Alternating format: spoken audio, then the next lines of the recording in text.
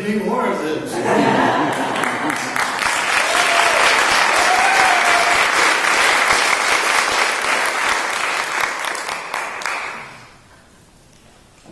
Think about it now. We're asking for this all the time. Give me more of this. And we're doing it by what we're radiating, what we're generating. Into this picture falls the subject of little regard and great disdain. It's called resistance. Okay, give me more of this. I know, you don't see the connection, right? Doesn't seem like they're connected at all. But resistance to what is one of the most common traps that causes present moment unhappiness and the continuation of the things of a similar nature. Now, we think in terms of giving more of this in connection with the universal law. And it's a law regardless whether you're aware of it or not. It still works, and that's the law of attraction. Because you see, the law of attraction basically says that what you focus on, you think about, you invest emotional energy in, you're going to attract it into your life. It didn't say only the positives. It said it's universal. It is the law of attraction. Not an occasional working law, but the law. It is the one, the head honcho, the only honcho.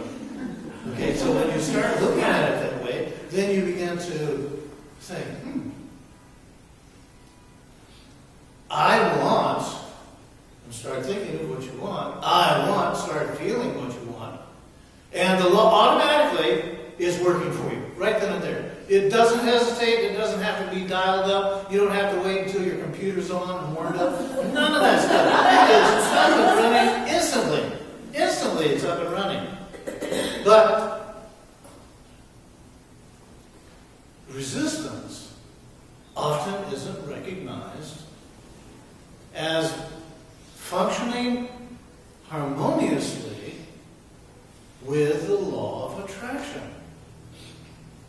And sometimes it is that we aren't even paying attention to resistance until it finally becomes all-consuming. When you resist something, your mind festers. You feel frustrated, you feel annoyed, you're unhappy, you're caught up in complaining, blaming, bitching, moaning, groaning. And the law of attraction is saying, I got all of those, and I'm working on bringing those manifestations to you just as quick as I can. Now, you really want these? Keep bitching, keep moaning, keep groaning, and it says, I got it. You really do want them. Here they come. Give me more of this. That's in essence what you're saying. But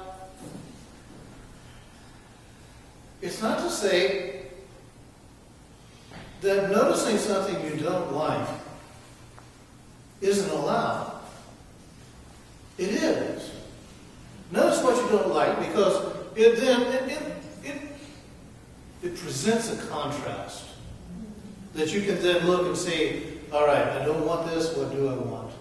Then you can go to recognizing what you do want. And here's a very important point. And this is presented by, I think most of you are familiar with Abraham, yes. The teachings of Abraham. Yes. This is through Esther Hicks. Abraham said, creators of worlds are not trying to fix problems. Creators of worlds identify what is not wanted for a split second. And then imagine and feel what is wanted for eternity. See, it's what you focus on. Not what you say you want or you don't want.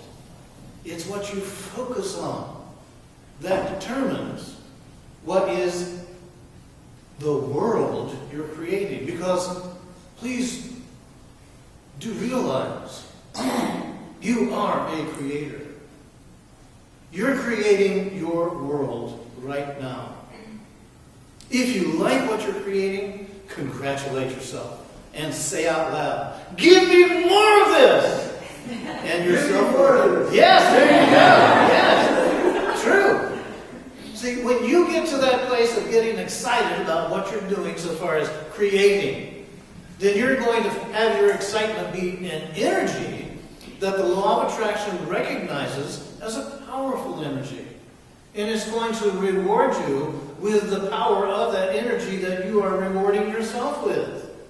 So that you and yourself then go to the place of embracing the law of attraction as the law that is working for you, that you are working for yourself. Non-resistance. Do you know what non-resistance really is? It's acceptance. Non-resistance is acceptance. And non-resistance involves, and this is where a lot of people have problems with acceptance, it involves the mental and the emotional discipline to accept whatever arises as if you had chosen it. Somehow or another, in our awakening, we get to the place of realizing we haven't connected all of these pieces together, that then we're able to embrace ourselves as the creators of our world.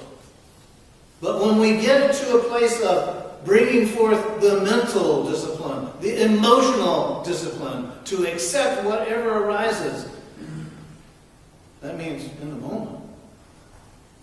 That is working toward self-mastery in disciplining yourself. And it is also embracing the realization, I chose it. I chose it, and I just forgot to let myself in on the fact that I chose it. That's part of awakening, you see. That's a big factor in awakening. So that when it starts clicking in, you start making yourself available to it, and as you do, you are then able to, whatever arises, you accept it, and you make the best of it.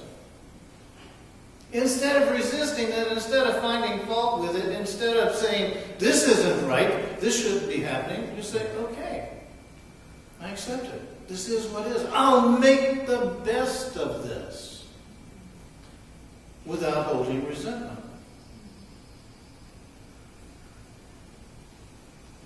Okay. This is a big teaching thing, a big learning opportunity. And it's one that I am finding so very valuable in my own life. I share this with you from a personal basis of my growing, my awakening to non-resistance, and how I have and how I continue to put it to work in my life. Many times I will have things come forward and I go to the simplest form possible. And that is, to me, let it go. I see it for what it is, but instead of hanging on to it, I let it go. I let it go, I let it go, I let it go. That then brings me to a place, a space, where I can choose something that I want to fill that space that's more positive.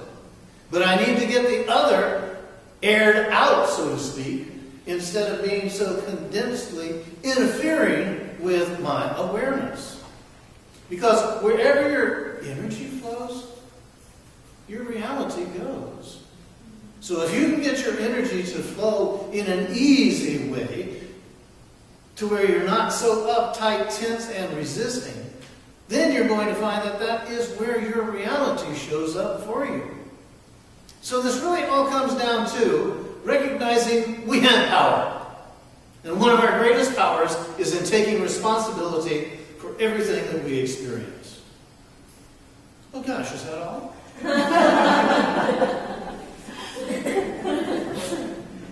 Okay, let's simplify this, shall we? There are only two reasons why any experience comes into your life.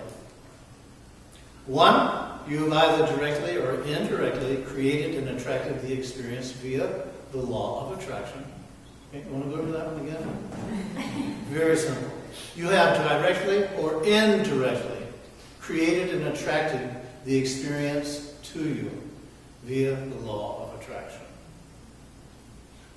Everybody's got that? Yes. Okay, that's you. That's me. That's all of us. Or, do I need to put in there, regardless of whether you understand it or not? Why not put this one in too? And regardless of whether you agree with it or not. That's where the big contention comes up, right? Yes. Okay, so we get to this. Okay, you have directly or indirectly created and attracted the experience via the law of attraction, whether you understand it and whether you agree with it. Or your higher self has designed this as a needed catalyst for your growth. That's your higher self, not my higher self imposing its will on you. It's your higher self working in harmony with you, giving you the exact catalyst you need to promote growth in you. So it really boils down to it's you, it's me. We're the ones who are doing this. We're the ones who are the creators of our life, and we're doing it in these ways. When we can get to that place of embracing this realization, it will dramatically change your perspective about adverse situations that enter your life. They really aren't adverse.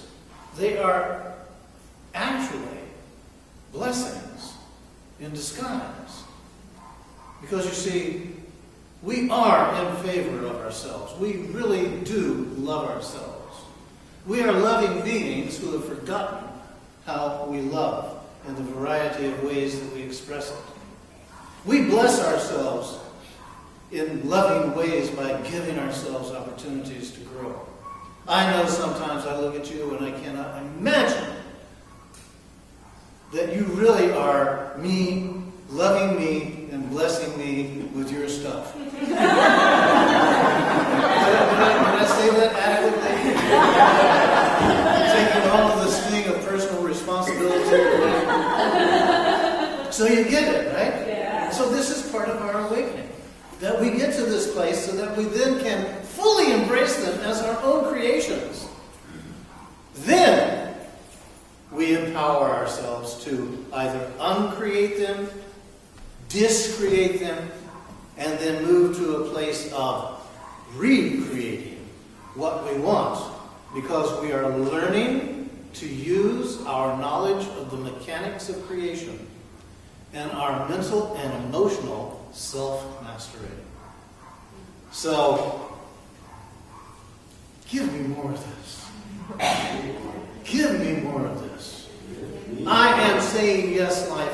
Give me more of this. And life is hearing me from my heart and soul level of sincerity, and is honoring me in such marvelous ways, such as you, right here, right now. Thank you.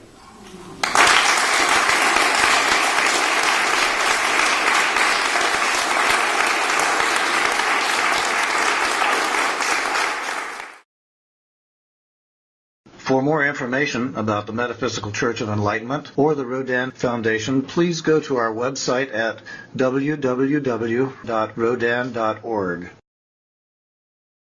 If you have been inspired by the revelations shared in these podcasts, please donate to the Rodin Foundation's ongoing efforts to help others help themselves at www.rodin.org/donate.